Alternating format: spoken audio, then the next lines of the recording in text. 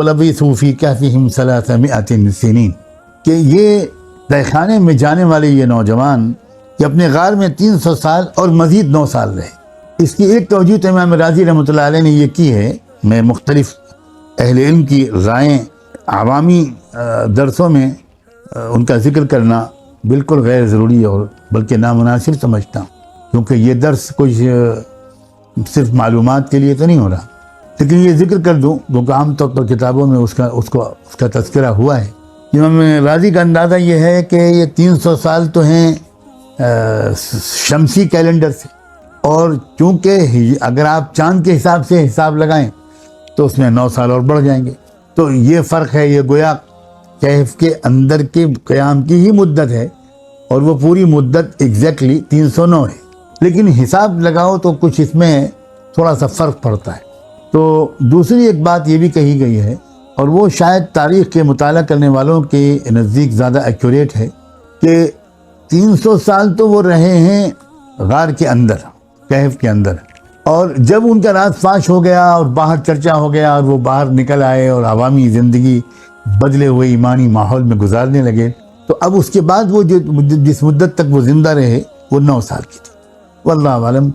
اس سلسلے میں بھی ہم کو زیادہ باریکی میں جانے کی ضرورت نہیں ہے. قل اللہ اعلم بما لبثوا، آپ کہہ دیجئے کہ اللہ کے علم میں ہے،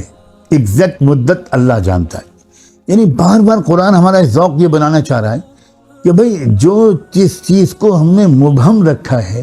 اس کو مبہم ہی رہنے دو، اور اپنی توجہ کو مرکوز رکھو تربیتی پہلوؤں کی طرف جو ہم تم کو سکھانا چاہتے ہیں. مقصود یہ سب بتانا ہے کہ دیکھو ہم نے ایک اپنا عام قاعدہ بتایا تھا، وَيُبَشِّرَ الْمُؤْمِنِينَ الَّذِينَ يَعْمَلُونَ الصَّالِحَاتِ، کہ ایمان اور عمل صالح کا بدلہ، اس کا انعام ہم بہترین اجر کے شکل میں ضرور دیتے ہیں. ایمان اور عمل صالح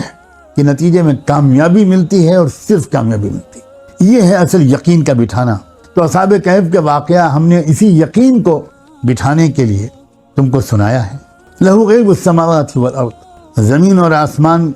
کتنی بھی چھپی ہوئی باتیں ہیں، جو کچھ بھی ہیں سارے بھید اب اس کے علم میں ہیں. ابصر بہ واسمع، کیا ہی اچھا وہ دیکھنے والا ہے اور سننے والا ہے، اس سے کوئی بات چھپی نہیں رہ سکتی. ما لہم من دونہ من ولی ولا یشرک فی حکمہ احدا، اور کوئی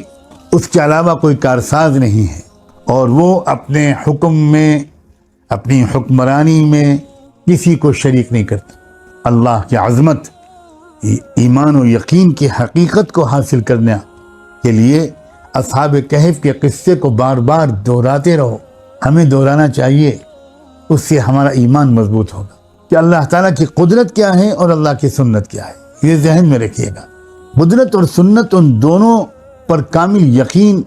اور ان کے صحیح ادراک کا نام ہی تو ایمان ہے. قدرت تو یہ ہے کہ اللہ سب کچھ کر سکتا. تم یہ مت سمجھنا کہ کیسے کمزوروں کو فتح ملے گی، کیسے طاقتور حکمرانوں سے کے مقابلے میں ہم کامیاب ہوں گے، یہ مت سوچنا. اللہ تعالیٰ سب کچھ کر سکتے، بس اس کی سنت پر تم کھڑے اتر جاؤ، یعنی اس کے سسٹم کو سمجھ لو. سسٹم یہ ہے کہ تم جو کر سکتے ہو وہ کر گزرو گے ایمان کی حفاظت کے لیے، ایمان کی اشاعت کے لیے، دین کی اقامت کے لیے. تم جو کر سکتے ہو کر لو گے، اور جب تم تھکنے لگو گے، سمجھنے لگو گے اب ہم کچھ نہیں کر سکتے، حتی اذا استیأس الرسل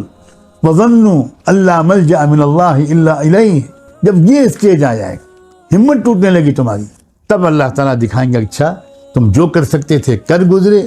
اب ذرا دیکھو تماشا میں کیا کر سکتا ہوں. تو ان سنت کو اور قدرت الہی کو سمجھنا یہی ایمان. اور میں پھر ایک بار یاد دلاؤں کہ اس دور میں چونکہ سارا یقین اسباب سے جڑ گیا ہے، فتنہ دجال کے اثر سے اس مادیت کے دور نے غیبی نظام پر یقین کو کمزور کر دیا ہے. اس لیے اس وقت کا سب سے اہم سبق اپنی اصلاح و تربیت کا وہ غیبی نظام پر یقین کو بحال کرنا ہے. بار بار اس مضمون کو دہرایا جائے، بار بار سنا جائے، بار بار بولا جائے، بار بار سوچا جائے، تو انشاءاللہ اسباب کا تأثر ہمارے دل و دماغ پر غالب نہیں آ پائے گا، اور ہر اہم مسئلے پر غور کرتے وقت ہماری فکر کی اور رائے کی جو بنیاد ہوگی وہ اسباب سے مرعوبیت اور ظاہری احوال سے مرعوبیت اور خوف کی بنیاد پر ہماری رائے کھڑی نہیں ہوگی، بلکہ ہماری اس رائے کی بنیاد جو ہوگی وہ ایمان پر ہوگی، یقین پر ہوگی۔ اب میں ایک دو باتیں ان آیات کے سلسلے میں آپ سے اور عرض کروں، جو نکات ہیں جن کی طرف ہمارا ذہن جانا چاہیے۔ ایک مضمون میں نے کل کہا تھا کہ میں آج کے بارے میں کہ میں اس کو بیان کروں گا، کہ موجودہ حالات میں جو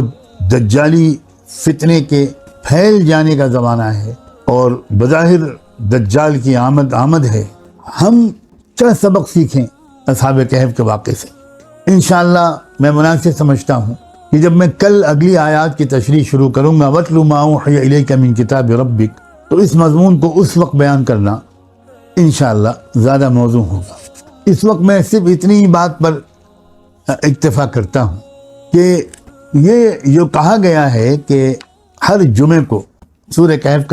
کی تلاوت کروں، میرا ذہن ایک طالبانہ اس طرف منتقل ہوتا ہے کہ اللہ تعالیٰ کی قدرت پر غور اور اپنے ایمان و یقین کی تجدید کرنے کے لیے اگر ہم ہفتے میں ایک بار سورہ کہف کی تلاوت بھی کر لیا کریں، اور ظاہر ہے کہ تلاوت جو ہوا کرتی تھی وہ تدبر کے ساتھ ہوتی تھی نا، بغیر کچھ سمجھے تو تلاوت نہیں ہوتی تھی۔ میں اس بات کا انکار بالکل نہیں کر رہا ہوں کہ اگر کوئی شخص ان مضامین کو سمجھے بغیر اپنی استطاعت کے مطابق صرف سورہ کہف کی تلاوت کر لے گا تو میں انکار نہیں کر رہا ہوں اس بات کا کہ انشاءاللہ سورہ کہف کی اس فضیلت کا نفع اس کو بھی پہنچے گا۔ لیکن اس کا یہ مطلب نہیں ہے کہ جو لوگ کچھ غور و تدبر کر سکتے ہیں وہ بھی نہ کریں، وہ بھی بغیر غور و تدبر کے پڑھیں، اور جو آج غور و تدبر نہیں کر سکتے وہ کچھ غور کرنے کی صلاحیت اپنے اندر پیدا کرنے کی محنت شروع بھی نہ کریں۔ یہ دونوں باتیں تو صحیح نہیں ہیں۔ اس لیے میری گزارش یہ ہے کہ قرآن مجید کو سمجھنے کی کوشش سب حضرات کریں، اور علماء سے خاص طور پر گزارش ہے کہ وہ قرآن مجید کو اپنی محنت کا اصل موضوع بنانے کی کوشش کریں، بہت گہرائی تک پہنچیں، بہت تدبر کریں، اور قرآن مجید کی اس رہنمائی کو اس انداز سے امت کے سامنے رکھیں کہ وہ رہنمائی آج کے حالات سے جڑی ہوئی نظر آئے، ریلیونٹ ہو، لوگوں کو یہ نہ لگے کہ یہ کوئی بہت پرانی کوئی کتاب ہے اساطیر الاولین قسم کی۔ آج کے حالات کے بارے میں اس میں کوئی رہنمائی نہیں ہے، حالانکہ واقعہ اس قدر برعکس ہے کہ کوئی ایک آیت بھی ایسی نہیں ہے قرآن مجید میں جو ہر دور کے حالات سے جڑی ہوئی اور متعلق نہ ہو۔ قرآن کی اللہ کی کتاب ہونے کا اور آخری کتاب ہونے کا ایک اور ثبوت ہے 50 ثبوتوں کے علاوہ۔ بار بار قرآن مجید پر تدبر کرتے وقت ایک ایک آیت کے بارے میں ایسا محسوس ہوتا ہے کأنها اليوم نزلت، جیسے معلوم ہوتا ہے کہ یہ آیت آج اتری ہے۔ اس لیے میری گزارش ہے کہ قرآن مجید کے دروس کے حلقے علماء کرام قائم کریں، اور اس کے لیے قرآن مجید کو زیادہ سے زیادہ گہرائی سے سمجھنے کی ہر امکانی محنت کریں، اور صرف محنت سے قرآن مجید سینے پر نہیں کھلتا۔ شیخ الاسلام ابن تیمیہ رحمۃ اللہ علیہ فرمایا کرتے تھے، میرے استاد سے میں نے بارہا سنا تھا، استاد تفسیر سے، کہ ابن تیمیہ فرماتے تھے کہ جب کسی آیت پر غور کرتے کرتے میں اٹک جاتا ہوں اور اس کا پورا مفہوم میرے دل پر نہیں کھلتا تو میں نماز پڑھتا ہوں اور طویل سجدے کرتا ہوں، اور اللہ سے سجدے میں گر کر دعا مانگتا ہوں، یا معلم ابراہیم علمنی، یا مفہم سلیمان فہمنی، اے ابراہیم کو علم سکھانے والے مجھے کچھ علم دے دے، اے سلیمان کو عجیب و غریب سمجھ دینے والے مجھے بھی کچھ سمجھ دے دے۔ فرمایا کرتے تھے شیخ الاسلام ابن تیمیہ کہ جب تک آیت کا مفہوم میرے دل پر کھلتا نہیں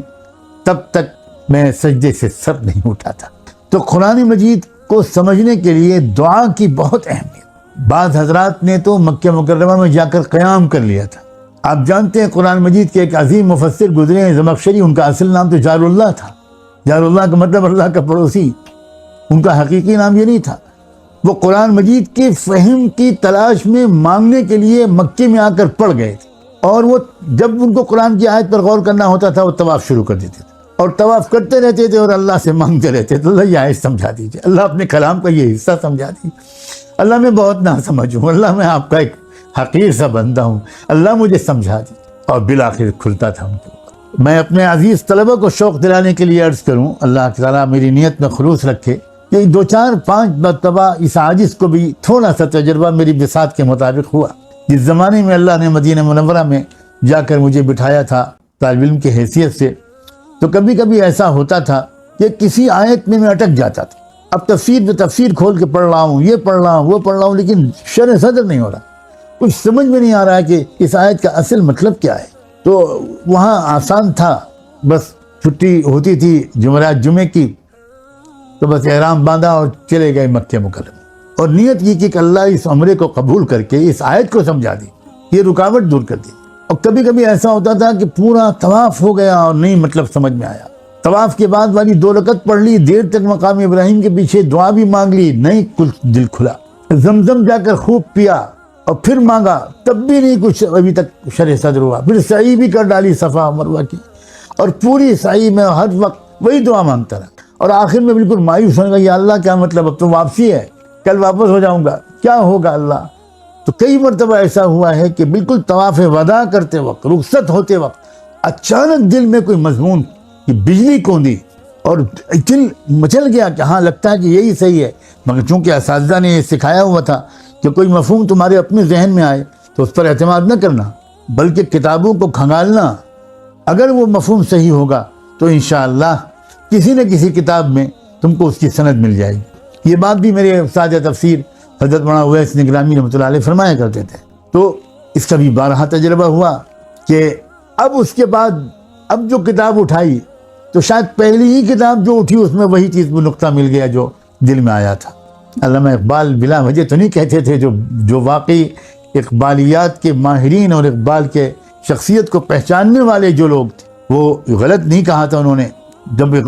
کہ اقبال کے کلام دراصل قرآن مجید اترتا تھا ان کے اوپر۔ کیا مطلب اترتا تھا ان کے اوپر؟ یعنی حال طاری ہو جاتا تھا، اور اسی لیے انہوں نے وہ شعر کہا، مشہور شعر،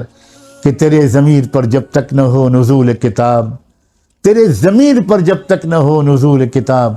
گرہ کشا ہے نہ راضی نہ صاحب کشاف۔ آخر میں علامہ اقبال کے تذکرہ چھڑا ہے تو ان کی تربیت کس طرح ہوئی، ان کے والد نے کس طرح ان کو قرآن مجید کا ذوق والا بنا دیا تھا، اس کا ایک واقعہ سناؤں کہ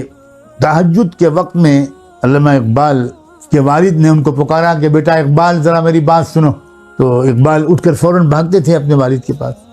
کھڑے رہے چپ چاپ، والد صاحب خاموش، کوئی بول ہی نہیں رہے، کئی منٹ کھڑے رہے، ادب کی وجہ سے وہ پوچھتے میں تھے ابا کیا بات ہے، آپ نے کیوں بلایا؟ کھڑے ہیں انتظار میں، کچھ دیر کے بعد، کبھی 10 منٹ کے بعد، کبھی 15 منٹ کے بعد، کبھی کچھ کم کبھی کچھ زیادہ، اچھا بیٹا آج سے تم چلے جاؤ، میں کل پھر بات کروں، واپس آ جاتے۔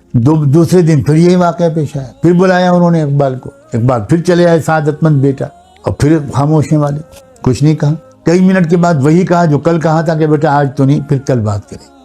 کئی دن گزر گئے، کیا سعادت مندی تھی اس دور میں، ایک بار اقبال نے کہا کہ ابا آپ روز روز بلا رہے ہیں، پھر بتا ہی نہیں رہے، انتظار کرتے رہے۔ کئی دن کے بعد کہا کہ بیٹا اقبال ایک بات کہنے کے لیے روزانہ بلا رہا تھا، پھر تردد ہو جاتا تھا کہ تم سے کہوں کہ نہ کہوں، لیکن اب مجھے شرح صدر ہے کہ میں تم سے کہوں۔ تم قرآن کو پڑھتے ہو، میں دیکھتا ہوں تم کو قرآن سے شغف ہے، خوب تلاوت کرتے ہو، بیٹا قرآن کو اس طرح پڑھا کرو جیسے وہ تم پر اتر رہا ہے۔ کہنے والا بھی عظیم، سننے والا بھی عظیم۔ لگتا ہے کہ اقبال نے اس نصیحت کو گرہ سے باندھ لیا، اور واقعی ان کو قرآن سے اور درود شریف سے عشق تھا۔ ان کے حالات زندگی جاننے والے اور لکھنے والے لوگ بتاتے ہیں کہ 10,000 مرتبہ درود شریف یومیہ کا ان کا تا زندگی معمول رہا، 10,000 روزانہ، اور ویسے مختلف اوقات میں تو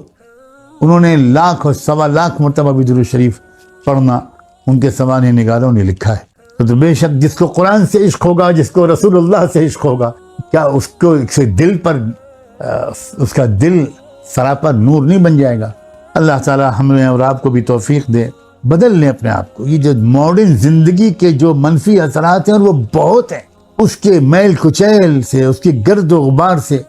جتنا زیادہ ہم لوگ اس وقت اپنی روحوں کو، قلب و نگاہ کو پاک کر لیں، بہترین موقع ہے اس وقت۔ خوب تلاوت کریں اور کثرت سے درود پڑھیں، اور مجھے بھی اپنے دعاؤں میں یاد رکھیں۔ جزاکم اللہ تعالی، وآخر دعوانا ان الحمد للہ رب العالمین۔